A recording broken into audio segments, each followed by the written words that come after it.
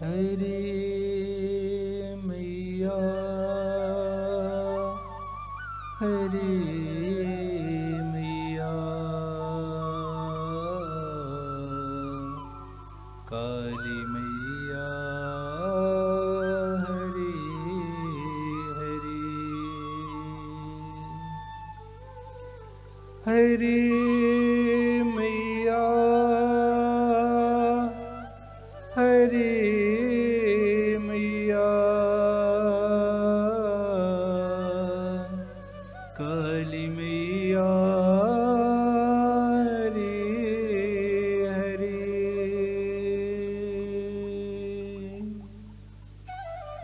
हो मां काली मेरी स्वामिनी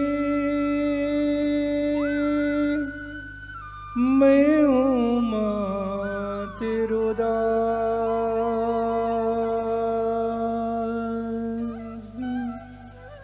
जन्म जन्म मोहि दीजियो अपने चरणों में वास। बोलिए माता भगवती माँ काली की, पवन सुत हनुमान की, शंकर भगवान की, भैरवनाथ की।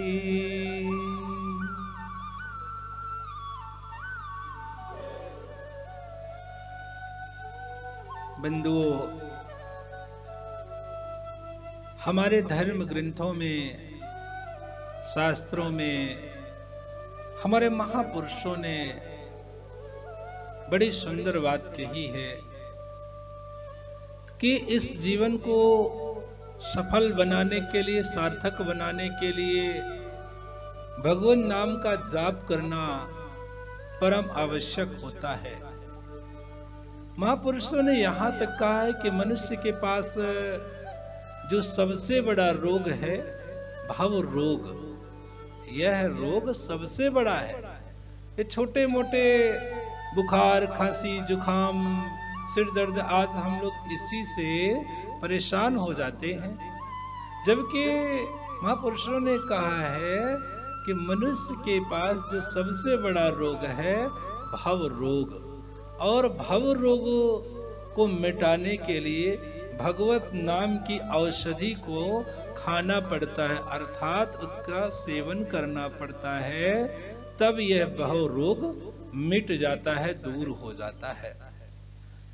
और जिन जिन महापुरुषों ने भगवत नाम का जाप किया है तो वह सभी प्रकार के सुख और दुख से परे होकर के भगवान का नाम निरंतर जपते रहे।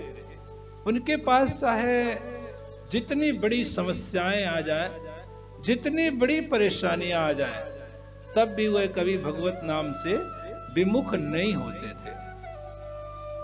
रामचरितमानस में भी यही कहा गया है कि राम से बड़ा राम का नाम।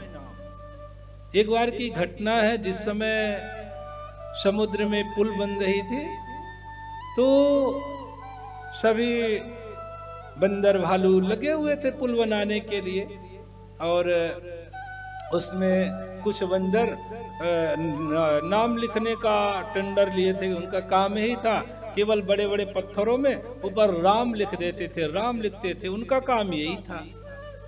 कुछ बंदर भालू थे जो उठा करके उस पत्थर को ले जाते थे, नल नील को देते थे। नल नील उस पत्थर को जिसमें राम लिखा रहता था पानी में फेंक देते थे, तो वो तैरने लगता था। इस तरह से पुल बनाने का काम चल रहा था। राम जी देखते हैं कि सभी बंदर भालू लगे हुए हैं पुल बनाने के लिए।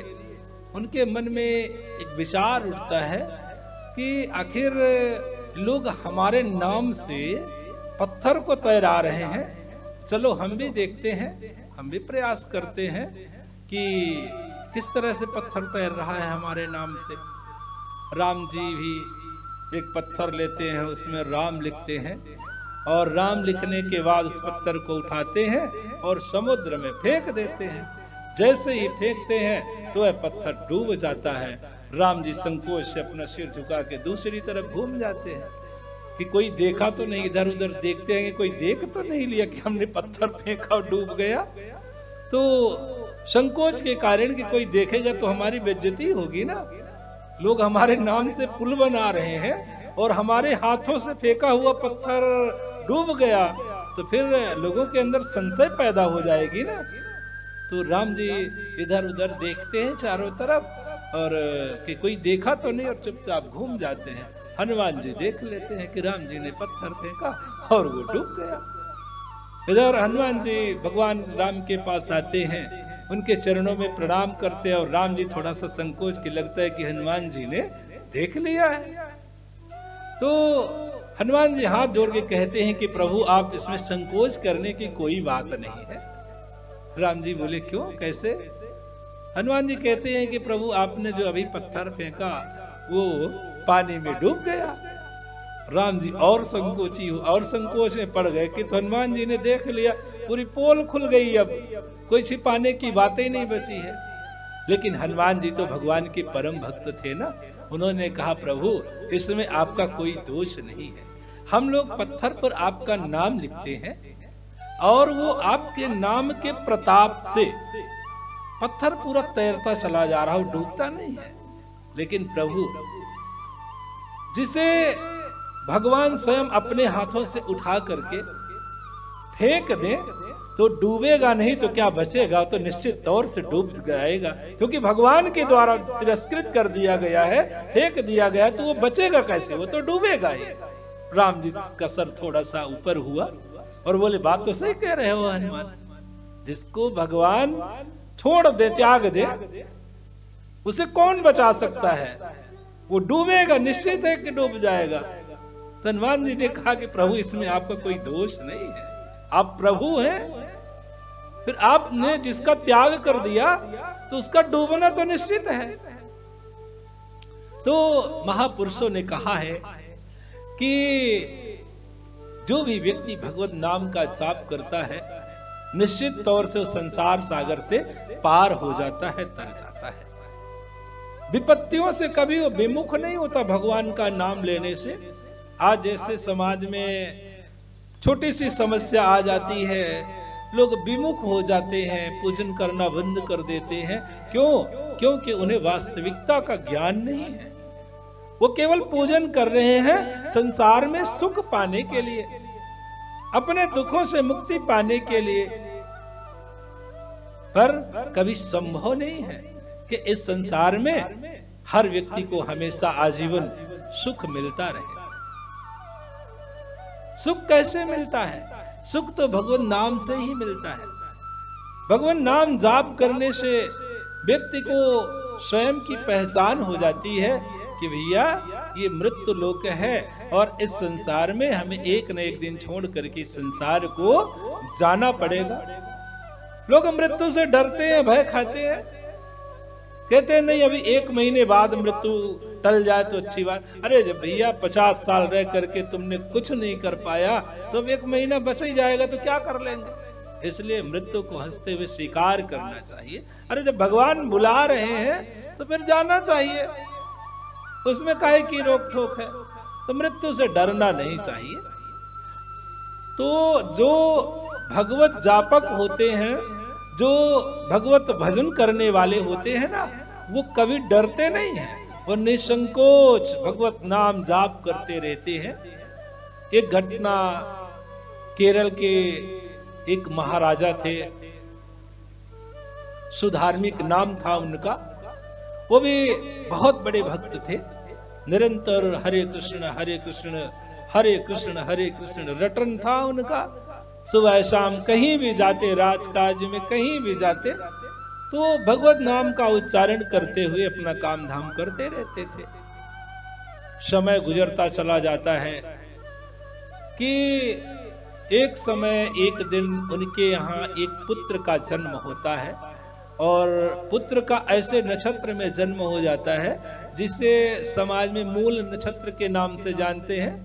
शतैसा के नाम से जानते हैं ना, कि शतैसा हो गया, मूल नक्षत्र में मूल में पैदा हुआ है तो हानि पहुंचाने वाला होता है। फिर उसका कुछ लोग कार्य करते हैं, पूजा पाठ करते हैं, तो मने मुक्ति मिलती है। जबकि बड़े अच्छी बात है कि ये मूल किसको कहा गया है, ये मूल तो सीधा भगवान को ही कहा गया है, मूल तो सीधा भगवान को ही कहा गया है। पर समाज में एक विडंबना है कि नहीं, मूल नक्षत्र में पैदा हुआ है तो उसके लिए कुछ ना कुछ व्यवस्थाएं करनी पड़ेगी। और जिस समय बालक का जन्म होता है तो जन्मने के ठीक 2 मिनट बाद बालक उठ करके बैठ जाता है और हरे कृष्ण का जाप करने लगता है। सुधार्मिक राजा देख करके सुन करके बड़ा प्रसन्न हो जाते हैं कि वाह, हमारे यहाँ एक महाभागवत प्रकट हुआ है, महाभक्त प्रकट हुआ है, बड़ी अच्छी बात है। उसका नाम चंद्रहास रखा जाता है, उस बालक का नाम चंद्रहास रखा जाता है। अब देखिएगा कैसे विपत्तियां आती हैं, फिर भी भक्त कभी विचलित नहीं होते। वो अपने कर्म में, अपने धर्म में निरंतर आगे बढ़ते चले जाते हैं। इधर जैसे ही चंद्रहास का प्रागट्य होता है, जन्म होता है, अब राजा थे सुधार्मिक, महान चक्रवर्ती राजा थे, सम्राट थे, उनके यहां जन्मोत्सव मनाया जाने लगा। बड़े धूमधाम से बाजा गाजा बैंड जो भी चलता रहा होगा उस जमाने में, बड़े उत्साह के साथ नाच गाने हो रहे हैं, जन्मोत्सव मनाया जा रहा है। तभी तो कुछ राजाओं को मौका मिल जाता है, क्योंकि हर जगह हर युग में एक दूसरे का विरोध करते रहे, तो कुछ राजाओं को मौका मिल जाता है कि ये मौका बहुत अच्छा है। राजा सुधार्मिक अपने जन्मोत्सव में लगे हुए हैं, जन्मोत्सव मना रहे हैं, और हम लोग चलो इनके ऊपर, इनके राज्य में चढ़ाई कर देते हैं और इनका पूरा राज्य जीत लेते हैं, हड़प लेते हैं। ऐसा विचार करते हुए जो अगल बगल के राजा थे वह सुधार्मिक राजा के यहाँ चढ़ाई कर देते हैं।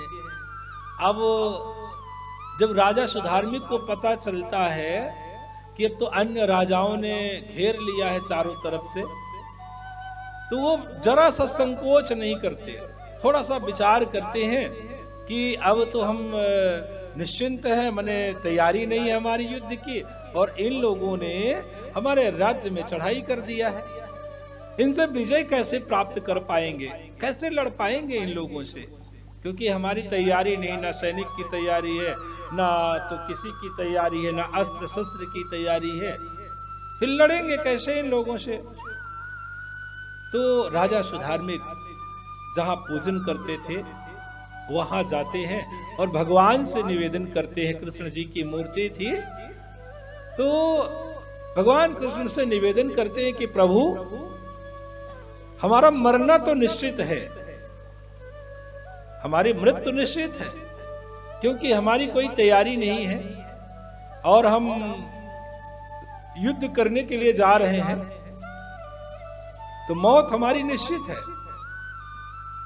लेकिन प्रभु आपसे केवल इतना ही निवेदन है कि आप हमारे पुत्र की रक्षा करिएगा, बस, और कुछ नहीं। आपसे हमें कुछ नहीं चाहिए, केवल आप हमारे पुत्र की रक्षा करिएगा, बस। हम आपको युद्ध टालने के लिए नहीं कह रहे हैं और कुछ नहीं कह रहे हैं, सिर्फ छोटा सा बालक है, बच्चा है, उसकी रक्षा करने के लिए आपसे निवेदन कर रहे हैं। इतना कहकर के राजा सुधार्मिक घोड़े पर सवार होते हैं, अपनी तलवार उठाते हैं और युद्ध स्थल की ओर निकल पड़ते हैं। जाते हैं कुछ सैनिकों के साथ, तो उनके हजारों सैनिक, जो विपक्षी राजा थे, हजारों सैनिक थे उनके पास, तो राजा सुधार्मिक की मृत्यु हो जाती है, वो वीर गति को प्राप्त हो जाते हैं। अब इधर जितने राजा थे, तो अब गांव में भी, महल में भी प्रवेश की तैयारी बना लिए, सैनिकों को आदेश दे दिए कि जितने भी सैनिक हों या जितने भी राज्य महल के अंदर हों, सबको मार डालो और पूरा राज्य अपने हवाले कर लो, पूरा धन कोष खजाना सब अपने हवाले कर लो। राजा का आदेश पाते ही सैनिक महल की ओर दौड़ते हैं। अब इधर जो रानी थी, सुधार्मिक की पत्नी रानी थी, वो छटपटाई कि अब तो सैनिक महल में भी आ रहे हैं, अब राजकुमार को नहीं छोड़ेंगे, मार डालेंगे राजकुमार को भी।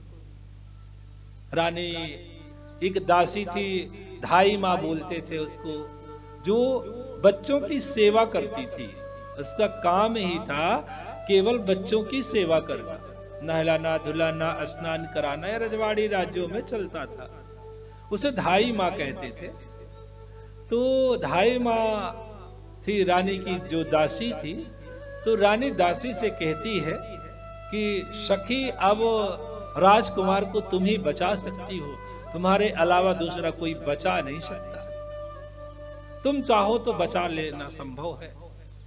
दाई माँ घबरा जाती है कि कैसे बचा पाएंगे इन सैनिकों से। लेकिन जो रानी के पास महल में जो करीब रहने वाली दासियां रहती थी, तो बड़ा परीक्षण करने के बाद ही वहां उन्हें नियुक्त किया जाता था।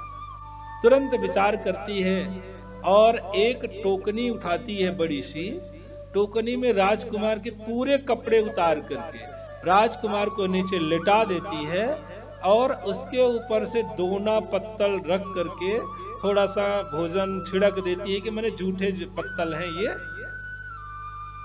ऐसा तैयारी करके वो लेकर के महल से निकलने लगती है। तभी सैनिक लोग पहुंच जाते हैं, घेर लेते हैं। बोले तुम कहां जा रही हो, कौन हो तुम, क्या लिए उसमें?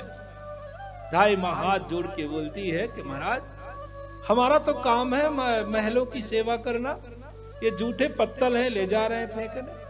उन सैनिकों के रखवा करके दो चार ठो पत्तल ऐसे हटाया, बोले पत्तल है, बोले हाँ निकल निकल जल्दी निकल। अब वो धाई माँ वहां से निकल करके चली जाती है दूसरे गांव में। इधर सैनिक घुसते हैं, महल में प्रवेश करते हैं और जितने भी थे महल के अंदर सबको मार देते हैं और पूरी राज्य को अपने हवाले कर लेते हैं। देखिए भक्त के ऊपर विपत्तियां कैसे आ रही, भक्त के ऊपर विपत्तियां कैसे आ रही है, फिर भी कभी विचलित नहीं हुए। इधर जब धाय माँ लेकर के दूसरे गांव चली जाती है चंद्रहास को, तो एक राजा के यहां पहुंच जाती है। राजा के यहां एक धृष्ट बुद्धि नाम का महामंत्री था, जो राजा का पर्सनल बहुत करीब था, महामंत्री था धृष्ट बुद्धि। उसके घर में जाकर के उसके पास जाकर धाई माँ निवेदन करती है कि हमें यदि राज्य में दासी का काम मिल जाए तो हमारे पुत्र का भरण पोषण हो जाएगा। अब वो बता नहीं रही है कि कौन है, परिचय नहीं दे रही है, परिचय नहीं दे रही है। वो कहती है कि ये हमारा पुत्र है, हमारे राज्य में, आपके राज्य में यदि हमें दासी का कार्य मिल जाए तो हमारा जीवन और हमारे बच्चे का जीवन चल जाएगा, पल जाएगा बच्चा हमारा। दृष्ट बुद्धि उस दासी की बातों को सुनकर के उसका परीक्षण करता है, पर वो कुशल दासी थी, रानी के संग रहने वाली कुशल थी। हर परीक्षण पास की और अंततः उसे नियुक्ति मिल जाती है, वहां सेवा करने का अवसर महल में मिल जाता है, सेवा करने लगती है। अब इधर दृष्ट बुद्धि भी थोड़ा सा धार्मिक प्रवृत्ति का था, इनके यहाँ भी संतों का आगमन, राजा के मंत्री थे करीब, तो संतों का आवागमन चल रहा था, भोजन भंडारे हमेशा चलते रहते थे। अब इधर जो चंद्रहास जी थे 2 वर्ष के हो गए, इनके यहाँ निरंतर भंडारे चलते रहते, संतों का आगमन होता रहा। एक दिन क्या हुआ कि जो दृष्ट बुद्धि था, जब उसके यहाँ कई संत आए, महान संतों का आगमन हुआ, तो दृष्ट बुद्धि अपने लड़की का हाथ दिखाता है कि महाराज हमारी इस लड़की का विवाह कहाँ होगा, कैसे होगा, और थोड़ा सा बताने की कृपा करें। तो जो संत के मुखिया थे, जो सबसे बड़े तपस्वी थे, उन्होंने कहा कि आपकी बेटी का विवाह एक बहुत बड़े चक्रवर्ती सम्राट के साथ होगा। राजा दृष्ट बुद्धि जो मंत्री था बड़ा प्रसन्न हुआ, लेकिन कुछ देर बाद चंद्रहास भी निकल करके वहीं आ जाते हैं, बात होती रहती है और वहीं पर निकल के आ जाते हैं। तो जो संत थे वो बोले इसी के साथ होगा विवाह। अरे दृष्ट बुद्धि की तो खोपड़ी तीसरी नेत्र खुल जाती है, दासी पुत्र है ये, दासी सेवकी का पुत्र है, इसके साथ महामंत्री की पुत्री का विवाह। उसका दिमाग वहीं से मारने के लिए हो जाता है कि चंद्रहास को मार दो, बात खत्म हो जाएगी, नहीं तो दासी का पुत्र है ये और हमारी पुत्री का विवाह होगा तो पूरा नाक कट जाएगी। क्योंकि लोग समाज में नाक को ज्यादा बचाते हैं ना, तो नाक को बचाने के चक्कर में महामंत्री था, तुरंत आदेश देता है जल्लादों को कि उठाओ और इसको जंगल में ले जाओ, मार डालो वही जंगल में, बात खत्म हो जाएगी। और चंद्रहास निरंतर भगवत नाम जाप करते थे, हरे कृष्ण वे जो जन्म लेते समय तुरंत भगवत नाम का उच्चारण किया, वो कितना बड़ा भक्त होगा, विचार करने की बात है। निरंतर उनके मुख से हरे कृष्ण चलता रहता था। दृष्ट बुद्धि के द्वारा जल्लाद बुलाए गए और उन जल्लादों ने जब चंद्रहास जी को जंगल में ले गए मारने के लिए, अब उनका सुंदर स्वरूप राजकुमार थे, चंद्रहास नाम पड़ा था, मतलब चंद्रमा की तरह बढ़िया सुंदर सुहाने लग रहे थे। जल्लादों का मन विचलित हुआ मारने से। ये भगवत कृपा भी है, क्योंकि भगवान जिसकी रक्षा करते से मार कौन सकता है। तो जल्लादों ने आपस में चर्चा किया कि भाई इस राजकुमार को मारना संभव नहीं है। कुछ जल्लाद 3-4 ठो थे, तो चंद्रहास जी के पास गए, बुलाए, उनको बोले कि तुम जानते हो तुम यहाँ किस लिए आए हो, हम तुम्हें यहाँ किस लिए लाए हैं। बोले हमें क्या मालूम आप लोग किस लिए लाए, आप लोगों ने कहा कि जंगल चल रहा है तो हम चले आए आप लोगों के साथ। अब भगवान की कृपा को देखिए कैसे भगवान बचाते हैं। ऐसी बातों को सुन करके वो जल्लादों का मन मने घबरा गया कि इसको मारे कैसे, कैसे वध करे। एक जल्लाद ने कह दिया कि राजा भले हमें फांसी दे दे पर हम इस बालक की हत्या नहीं कर पाएंगे। दृष्ट बुद्धि भले हमें फांसी दे दे लेकिन हम इसकी हत्या नहीं कर पाएंगे। अब चंद्रहास बेचारे कोई डर नहीं, कोई संकोच नहीं, केवल भगवत नाम हरे कृष्ण जाप कर रहे हैं, अपने इष्ट को बुला रहे हैं। अंततः जो 3 जल्लाद थे उन्होंने कहा कि तुम्हें मारना है, तुम्हारी मृत्यु, तुम्हारा वध करना है, तुम्हारी अंतिम इच्छा क्या है बता दो। चंद्रहास ने कहा कि अब हमारे पास है ही क्या, क्योंकि उधर जो धाई माँ थी धाती खत्म हो गई थी, गुजर चुकी थी, अब वो अकेले बचे थे। बोले अब हमें कुछ नहीं चाहिए, बस हमें 15 मिनट के लिए एकांत में छोड़ दो, बस अकेले छोड़ दो हमें, बस तुम लोग थोड़ा दूर हो जाओ बस। जल्लादों ने कहा ठीक है, दूर हो जाते हैं। चंद्रहास जी बैठे बढ़िया ध्यान मुद्रा में भगवान को याद किए 10-15 मिनट बाद जाप करने के बाद जल्लादों को बुलाए कि आओ इधर आओ, अब तुम लोग हमें मार सकते हो। ऐसा सुन करके जल्लादों के हाथ कांप गए, मारने की हिम्मत नहीं पड़ी। उन्होंने सब के सब जो 4 जल्लाद थे चारों ने कह दिया कि इस बालक को मारने की हिम्मत नहीं है, हम लोग नहीं मार सकते हैं, पर राज के दंड से बचेंगे कैसे। तो चंद्रहास जी के पैरों में 6 उंगली थी, किसी किसी की हो जाती है ना 6 उंगली, तो उन जल्लादों ने कहा कि इसकी जो 6वीं उंगली है इसको काट कर ले चलते हैं और दृष्ट बुद्धि को दिखा देंगे कि हम लोगों ने उसका वध कर दिया है। ऐसा विचार करते हुए चंद्रहास से जल्लाद कहते हैं कि हम तुम्हें मार नहीं रहे हैं, पर तुम इस राज्य में कभी वापस मत आना, दूसरे राज्य में चले जाना, ताकि हम लोग भी बचे रहें सलामत। और उसकी उंगली जो छंगी थी, 6 उंगली थी, उसमें 1 उंगली को जल्लादों ने काट करके लेकर चले जाते हैं, दृष्ट बुद्धि के पास दिखाते हैं कि ये हमने उसका वध कर दिया, ये प्रमाण है उसकी उंगली। अब दृष्ट बुद्धि भी प्रसन्न हो जाता है कि अच्छा हुआ कि समाप्त हो गया, नहीं तो पुत्री का विवाह करना पड़ता है इसके साथ। अब इधर चंद्रहास जी का जो उंगली कटी उससे रक्त बह रहा, खून बह रहा। अब वो लेट गए, वहीं जंगल में लेट जाते हैं, हरे कृष्ण जपने लगते हैं। अब वहां तो कोई है नहीं, धूप लग रही थी।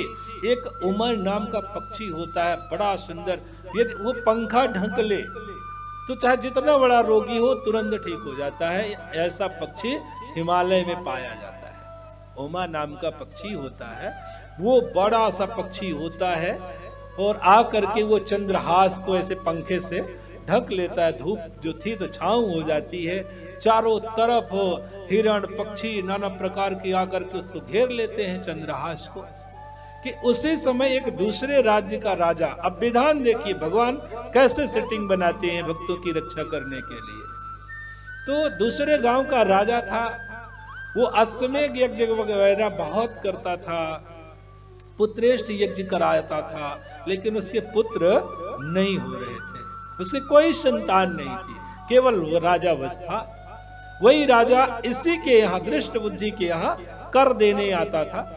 जैसे कोई महाराजा होते थे ना, फिर राजा होते थे, तो राजा अब महाराजा को कर देते थे। तो कर देने के लिए उसी रास्ते से दृष्ट बुद्धि के यहाँ जा रहा था। देखा कि जंगल में पूरे जानवर घेर के खड़े हुए हैं और एक बालक हरे कृष्ण बढ़िया आवाज, सुंदर मधुर आवाज आ रही है।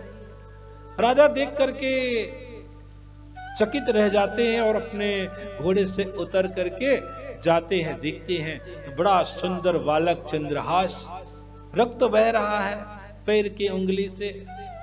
तुरंत राजा उठाते हैं उसे और गोद में लेते हैं और अपने गांव, अपने नगर की ओर वापस चले जाते हैं।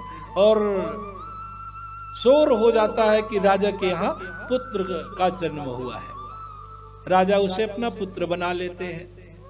समय गुजरता चला जाता है, पुत्र उत्सव है ना मनाया गया वहां। इसके बाद धीरे धीरे समय गुजरते हुए चंद्रहास जी को युवराज पद पर बैठा दिया गया। अब इधर कई वर्षों से कर ना देने के कारण जो राजा थे तो दृष्ट बुद्धि को आदेश देते हैं कि फला राज्य से कर नहीं आ रहा है, तो जाकर देखो आखिर कारण क्या है।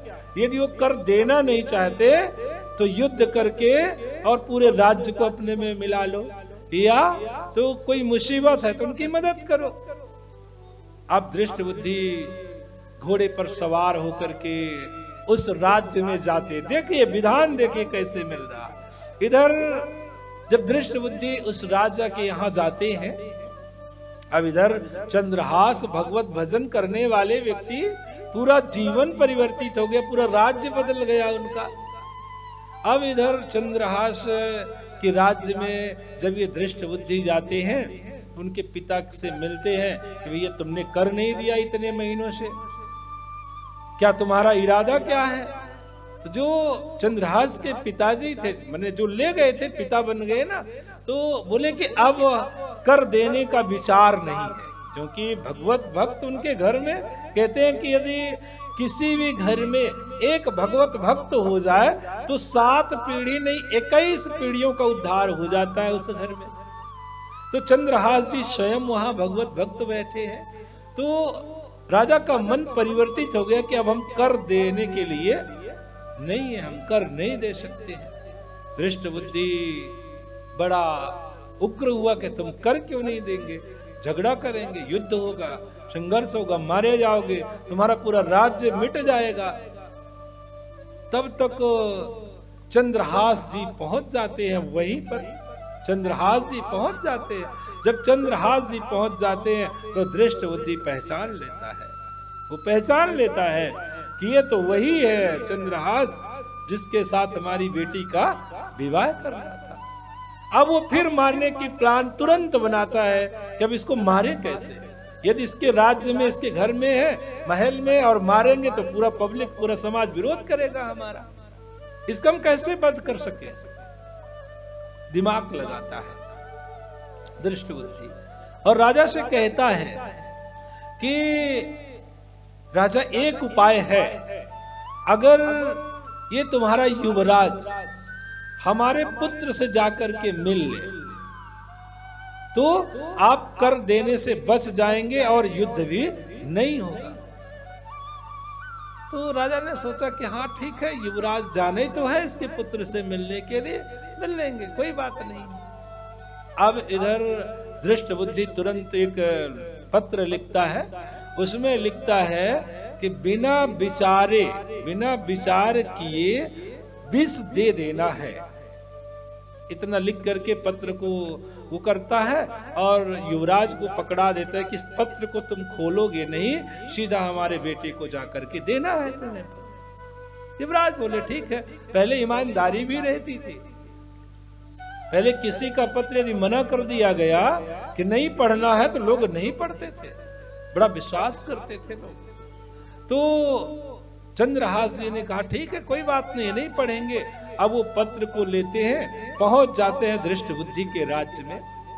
दोपहर का समय था, एक बढ़िया सुंदर बगीचा था, तालाब था।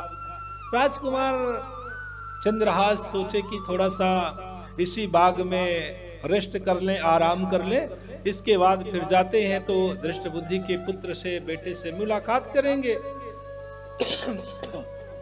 मुलाकात करेंगे ऐसा विचार करके वो घोड़े से उतरकर रेस्ट करने लगते हैं, जमीन पर आराम करने लगते हैं, उन्हें नींद आ जाती है। उसी समय दृष्टबुद्धि की पुत्री घूमने के लिए, भ्रमण करने के लिए उसी बाग में आ जाती है और युवराज चंद्रहास को देख करके आकर्षित हो जाती है, मोहित हो जाती है कि इतना सुंदर राजकुमार अभी तो कहीं हमने देखा ही नहीं है, ये तो हमारे योग्य है। ऐसा उसके मन में विचार उठने लगते हैं। तो उनके करीब जाती है, देखती है कि उनके पगड़ी पाग में एक लेटर, चिट्ठी खोसी हुई है।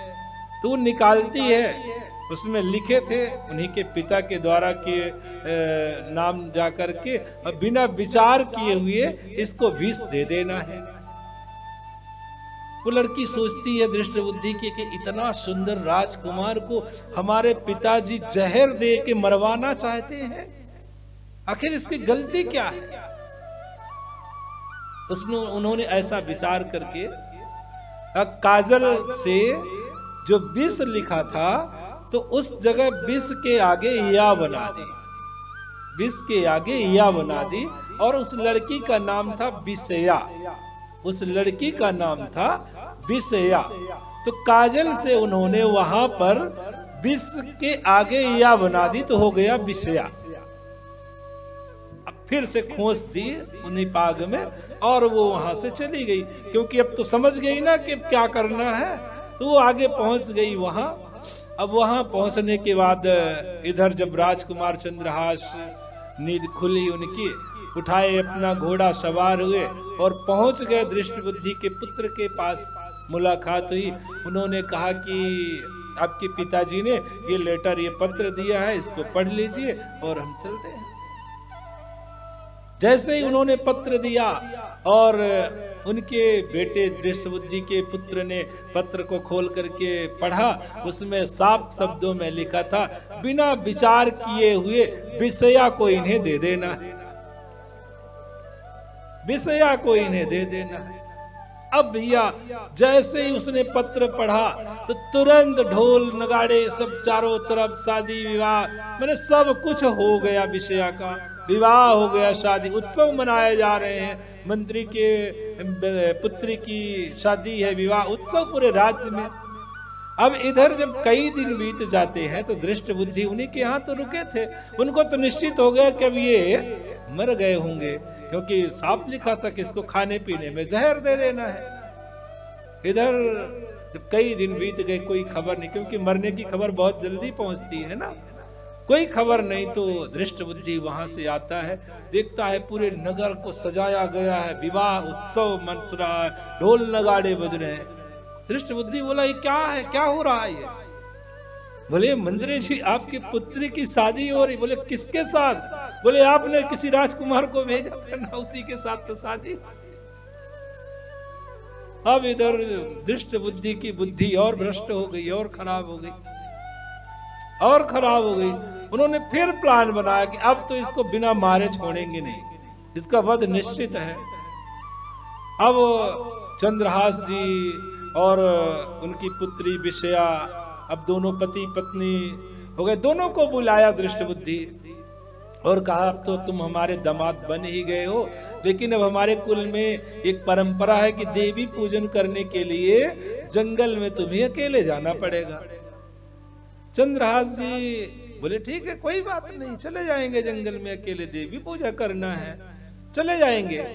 इधर चंद्रहास जी जैसे घोड़े पर सवार होकर के निकलते हैं वन की ओर, तो इधर दृष्टबुद्धि का तो पूरा सिस्टम तैयार था, जल्लादों को भेज दिया था किसको वहीं निपटा देना है, बंद कर देना है इसका। अब इधर जैसे ही चंद्रहास जी निकले तो जो दृष्टबुद्धि के राजा थे, वो मंत्री था ना दृष्टबुद्धि, तो जो राजा थे उनके यहाँ संतों का आगमन हुआ था, तो उन संतों ने कहा राजा से कि राजन, अगर इसी क्षण चंद्रहास को युवराज पद पर नहीं बैठाया गया तो आपका राज्य नष्ट हो जाएगा, आपका राज्य समाप्त हो जाएगा। राजा तुरंत आदेश देते हैं उसके लड़के को, दृष्टबुद्धि मोहन नाम था उसका, दृष्टबुद्धि के पुत्र का मोहन नाम था। तो राजा तुरंत मोहन को आदेश देते कि चंद्रहास सहज जहां हो तुरंत उसे बुला के लाओ। राजा का आदेश, मोहन तुरंत चंद्रहास को ढूंढने के लिए निकले। पिताजी से पूछे कहाँ गए?